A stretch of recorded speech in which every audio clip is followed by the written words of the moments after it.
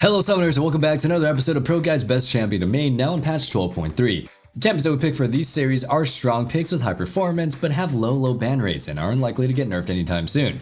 They are reliable picks for climbing and are worth investing your time in. We also have a series that covers the most broken contested picks in each role, so be sure that you're subbed to the channel so you don't miss out when we post those as well. We'll start things out in the top lane with Singed. He's been doing super well in both solo lanes, but due to his unorthodox playstyle, he isn't a pick that everybody can grasp, so he kind of just becomes unpopular. Kinda like me in high school. But that unorthodox gameplay also makes him very difficult for a lot of players to deal with, so he's definitely worth adding to your champion pool. While the typical strat that a lot of Singed players go for is proxying, you don't always want to default to that. It's definitely a good way to cause mayhem and can neutralize lane bullies like Darius, so you don't always have to worry about messing up once you feed them. But when you do end up with hard scaling champions like Jax, it's better to do everything that you can to shut them down. Singed actually trades pretty well, dealing a good amount of damage and flipping away opponents so they can't trade back. Tack on a little bit of cheese power with Ignite, and you have a lane bully that can definitely make it impossible for your opponents to safely farm. If you're tired of being stuck in your current elo, the first step to climbing is fixing your champion pool. That's why we make these videos, so you can go ahead and find the right champions or champs for you. After you decide on what you're going to play, you're going to have to learn how to play it correctly. It may take many games to learn a new champion, but you don't have to spend days and weeks doing it alone. Our top tier coaches over at ProGuides.com can help you figure out exactly what you need to work on. They're available 24/7, so it's never really a bad time to come try one out. I promise, there's at least one that specializes in exactly what you're looking for. These guys have spent years reaching the top of the ladder, so why don't you want to steal all their solo queue tips and tricks? Find the link to our website down in the description box below. Now let's get back on topic, shall we? Another tanky top laner that we have for you today is Cho'Gath. Cho is one of the champions with a positive win rate against Riven, and that's a pretty big deal because she's by far the best top laner in the game at the moment. And it's not just Riven. Cho'Gath actually does well against plenty of other OP top laners like Camille and even Akshan. And since playing Cho is so easy, you don't have to worry about some complicated skill matchup. You can slowly win by taking trades around your grass procs and then go ahead and sustain with your passive and outscaling your foe by stacking up some resistance. Our final top laner is Rengar. He's definitely a little bit more of an out there pick with a playstyle that's completely unlike any other champions. You have to learn how to trade with him using his passive, constantly jumping in and out of bushes to punish out your opponents when they push up too far. Another thing is learning which empowered ability is best during what circumstance once you go ahead and max out your ferocity bar. Moving things into the jungle, the first pick that we have for you is FIDDLE 6. FIDDLE has always had a special place in my heart. I always think about that cinematic. Oh man, it was so good. He's just such a consistently strong champion no matter what meta we're in.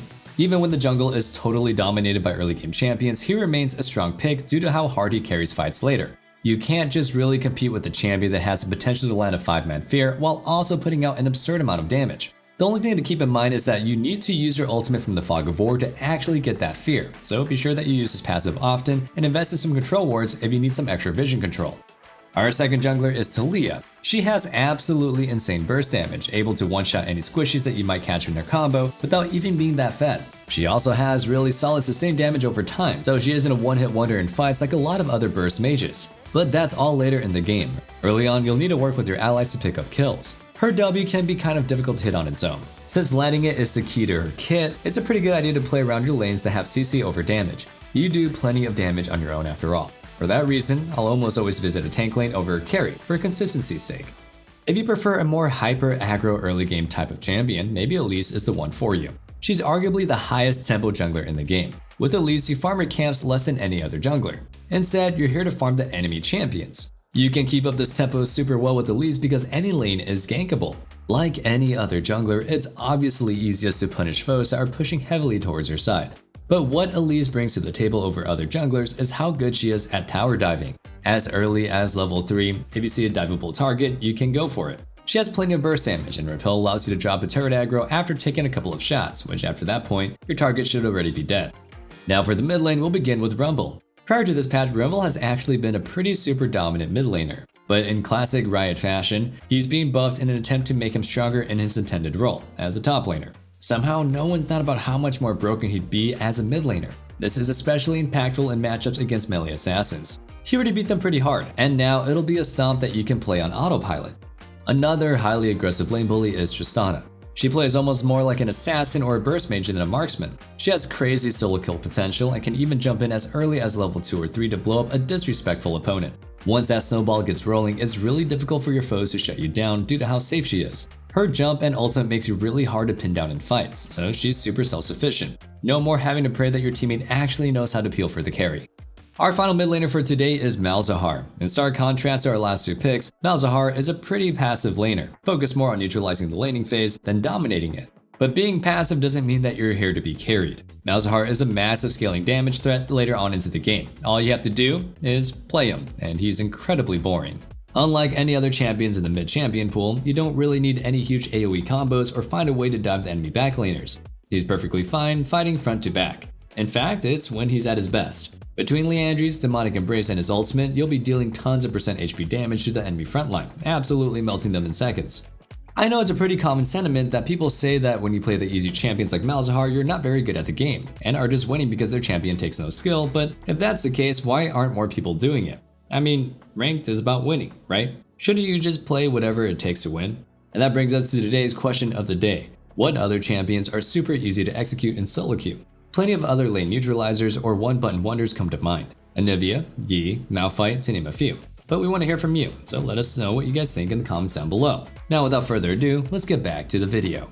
Taking a look now at the bot lane, our first carry is KOG'MAW.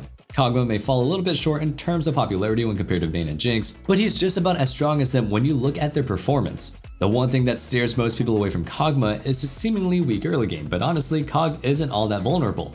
In fact, he has some pretty powerful trading. You just have to do it the right way. For one, you don't have to randomly waste his W. Once it's down, he's definitely pretty easy to bully, so only use it when you're for sure gonna get in some good hits on your opponent. The other thing is that he's pretty immobile, so kill lanes may want to jump on you. But as long as your support is fighting with you, and you play around minions to dodge skill shots, you'll find that you can win most 2v2 trades. Another often overlooked ADC is Sivir. If you're tired of not being able to play the game because you keep getting supports that play with their brain turned off, then maybe you should give her a go. That's because she's an amazing lane neutralizer. You simply wave clear with her Q and some W autos and back off. With the lethality build, you're also going to be able to dish out a ton of poke later on when sieging towers or sitting up around Dragon and Baron. This poke playstyle means that you don't have to rely on frontliners to stand in the front while you dish out some DPS with autos. Just keep throwing out your boomerang from across the screen and whittle down your foes. The last bot laner that we have for you today is Ziggs. He has the same selling points as Sivir pretty much. You're able to use his extreme levels of wave clear to completely neutralize the laning phase. That way you don't have to worry about a support actually playing the 2v2 right. Against weak foes, you can shove in and chip at the tower. If your opponents are a little bit scarier and you're worried about an engage, just shove in the wave and throw in some Qs at them from a distance as they try to farm. Out of lane, Ziggs is one of the hardest champions to play against when it's time to fight around objectives. Not only does he have a never-ending barrage of Q poke, but his minefield can fully block off pathways leading into the river. This forces opponents to either take a ton of damage or concede the objective altogether. Now for the supports, we'll lead off with MAOKAI.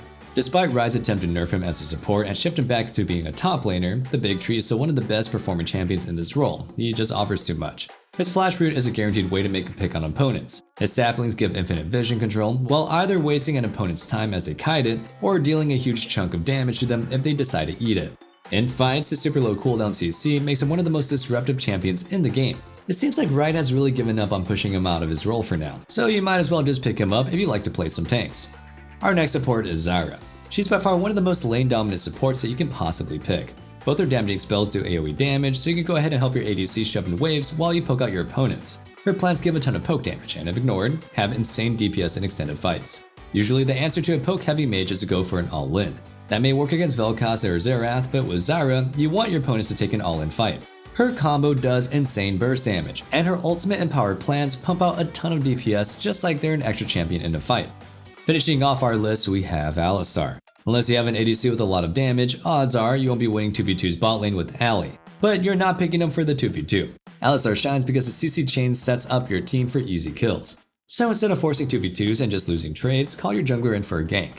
Alistar's flash combo is pretty much unavoidable, and should all but guarantee kills most of the time. But begging for ganks isn't all you can do here. Alistar's best trait is how OP his roaming ganks are. The same chain of CC that makes him easy to execute bot lane makes him amazing for surprising the enemy mid laner. Just path in from behind and there's little that they can do to counter it. The first time you come in, you probably just get a flash, but don't stop there. Repeat ganks over and over until you can tilt them off the rift. And that's it for our top 3 champions of main on patch 12.4.